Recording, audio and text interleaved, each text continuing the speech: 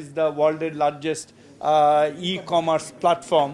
So তারা কিভাবে বাংলাদেশের প্রোডাক্ট এখানে যুক্ত করতে পারে, কিভাবে বাংলাদেশের মার্কেট এই গ্লোবাল সাপ্লাই চেইন নেটওয়ার্কে কানেক্টেড হতে পারে, এই অপরচুনিটিগুলি এখানে আসতেছে। এখানে কিন্তু আমাদের 90% বিজনেস গার্মেন্টসে, এখানে কিন্তু গার্মেন্টসের কেউ ছিল না।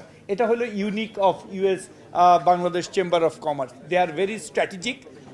তারা মূলত এখানে এদেশের e commerce infrastructure, e commerce business, এদেশের নাম জানি কি আমাদের জ্বালানি নিরাপত্তা থেকে আরম্ভ করে শেভরনের প্রতিনিধি এখানে ছিল, টেলকোর প্রতিনিধিরা এখানে ছিল, digital payment, master card, visa card, তাদের প্রতিনিধি এখানে ছিল।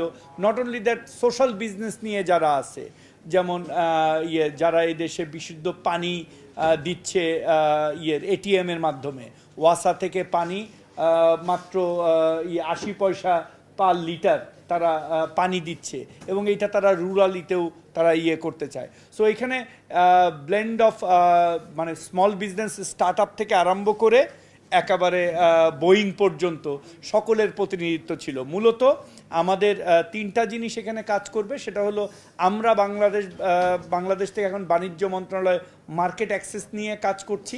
এই মার্কেট অ্যাক্সেসটা ইজিয়ার হবে যদি আমরা এই স্মার্ট বাংলাদেশ ফর স্ট্র্যাটেজিক গ্রোথের যে সাজেশনগুলি আছে, এই জিনিসগুলো যদি আমরা অ্যাডাপ্ট করতে পারি। দ্বিতীয়ত হলো যে ইউএসের যে ইনভেস্টমেন্ট, সেইটা আরও কিভাবে সহজে বাংলাদেশে আসবে, এবং সেই বিজনেসটা যেন ইনোভেশনের মধ্যে থাকে, সেই বিজনেসটা যেন আমাদের যেটা আমাদের মূল টার্গেট, এমপ্লয়মেন্ট জেনারেশনে হেল্প করে সেগুলা।